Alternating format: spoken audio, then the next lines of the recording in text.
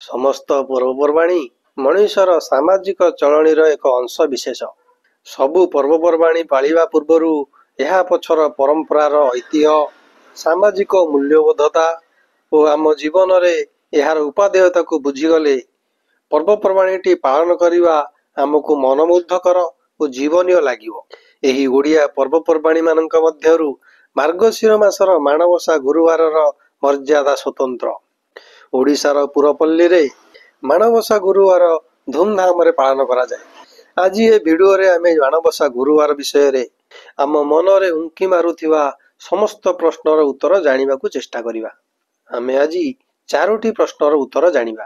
प्रथमटी, माणबसा गुरुवार ओडिया घर मानकरे काहेकि पालन करा जाए ओ एही परंपरा पछर ऐतिह्य और सामाजिक दृष्टिभंगी कौन रही यार सत्यता को जानिबा।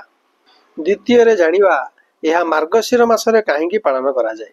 तृतीय रे जानिबा गुरुवार दिन काहेकि माण बसा जाए, अन्य दिन मानकरे काहेकि माण बसा जाएनी। और चतुर्थ रे जानिबा यही माणबसा गुरुवार भारतर अन्य राज्य मानकरे भी पालन करा जाए ना नहीं, जदि नुहे तेबे काहेकि। मु आगुरु कहिछि जे आडु साडु गुड़ाए प्रवचन दबा आमर लक्ष्य नुह।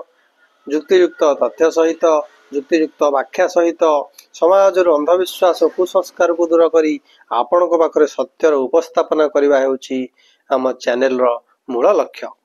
दर्शक बंधु, एबे टॉपिक ऊपर को आसीबा और जानिबा आम प्रथम प्रश्नर उत्तर जे आम ओडिया घरे माणबसा ओषा काहेकि पालन करा जाए, यह पछर ऐतिह्य और सामाजिक दृष्टिभंगी कौन रही। यार उत्तर है आम ओडिशा एक कृषि प्रधान राज्य। प्राय 70 रु 79% लोक कृषि कार्य उपर निर्भर करती और धान यार मुख्य अर्थकारी फसल। आग काल जार जेते धान अमल होउतिला से सेते धनी व्यक्ति बोले विवेचित होउतिला। तेणु धान को आम ओडिया घरे लक्ष्मीकर मर्यादा दिया जाइछि। तेणु धान अमल होई घर को आसिले आम ओडिया घरे यह लक्ष्मीकर आगमन बोली विवेचना करा जाए। एही प्रथम अमल धानरू धान माप जाउथिबा माण, धान केंडारे तैयारी मेंटी और धान को व्यवहार करी लक्ष्मीकर एक प्रतिमा तैयारी करा जाए। और ओडिया घर मानकरे मार्गशीर मास गुरुवार दिन माण बसा जाए।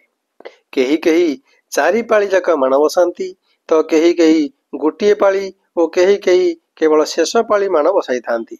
एही पूजारे धान मापक माण को व्यवहार करा जाउथिबारु याको माणबसा ओषा कहा जाए।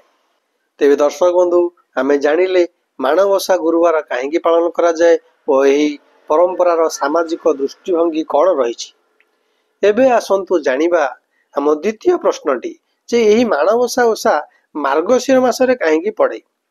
ना हमर धान चाष ओडिशा रे साधारणतः वर्षा ऋतु रे आरंभ होई अमल कार्य मार्गशीर मासरे आरंभ होइथाय। तेणु मार्गशीर मासर लोकंको घर को नुआ धानर आगमन होइथाय।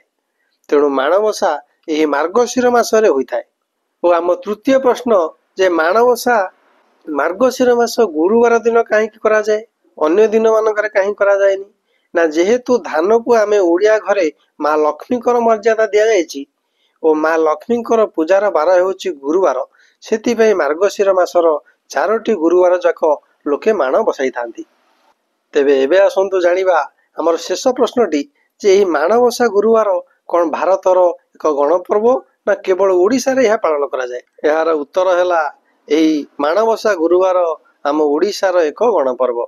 यह भारतर अन्य राज्य मानकरे देखा जाए नहीं, कारण भारतर अन्य राज्य मानकर सामाजिक चलणी सामाजिक दृष्टिभंगी भिन्न भिन्न होता है। अन्य राज्य मानकर अर्थकारी फसल और मुख्य फसल मध्य भिन्न भिन्न होता है। तेणु सेमानकर चालीचलणी सामाजिक दृष्टिभंगी अनुसार सेमानकर पर्वपर्वाणी मध्य भिन्न भिन्न होता है। तेबे दर्शक बंधु, आमे तो जानिले जे माणबसा गुरुवार परंपरार ऐतिह्य महात्म्य और सत्यता को। तेबे आज पाई ये वीडियो रे एतिकी। वीडियोटी भल लागिथिले वीडियोटी को बहुत मात्रा लाइक और शेयर करिवे। आपण जदि मते प्रथम थर पई सुनुचंती चैनल को सब्सक्राइब करिया को जमारो भूलिबेनी, जोठी आपण को हमर नुआ नुआ वीडियो रे नोटिफिकेशन प्रथमे मिल पारिबो। आज पाई वीडियो रे रहउची। नमस्कार।